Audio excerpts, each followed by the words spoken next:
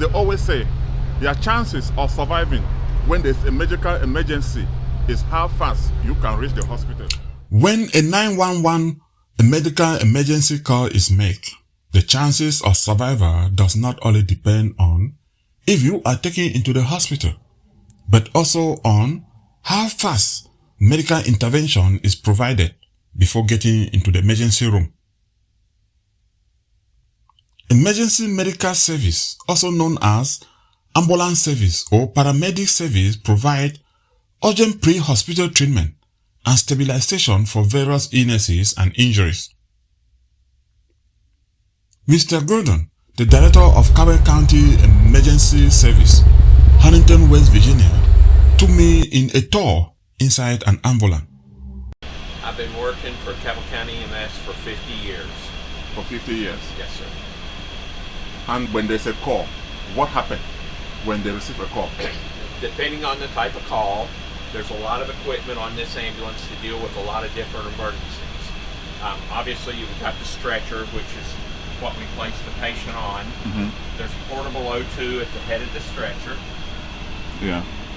And over here on the shelf is the defibrillator in the center shelf. Sure.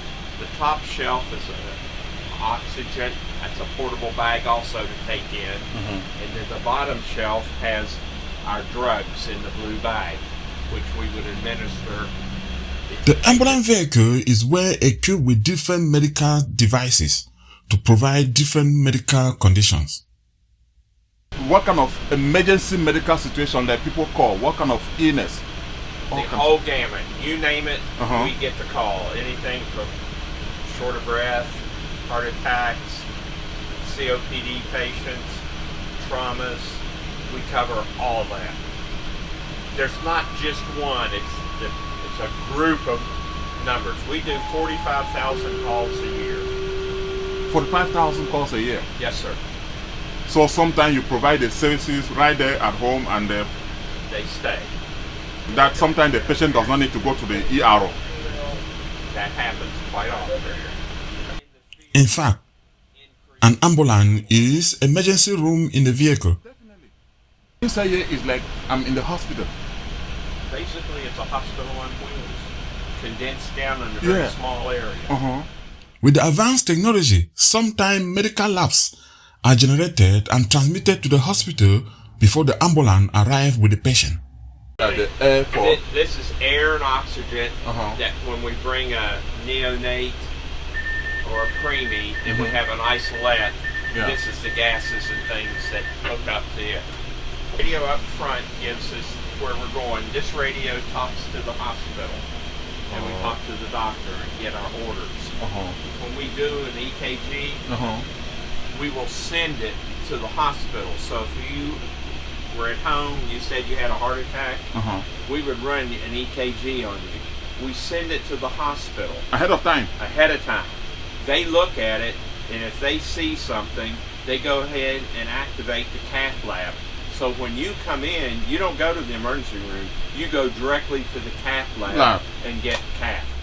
In addition to the ambulance, there are supervisor vehicles that contain other medical equipment, including the blood bank. Okay. Got whole blood. It's got if you want to feel this is a cooler. It keeps it cold.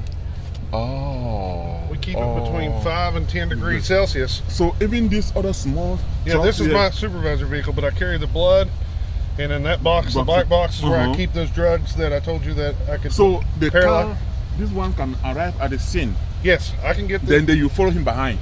Yeah, I can. I'd go on the big calls as well, like the mass casualty calls. Yeah. And I command those calls. But I make sure that the ambulances are staffed every day. I've got stuff here on my ambulance, or my supervisor vehicle here, quick response, to help assist.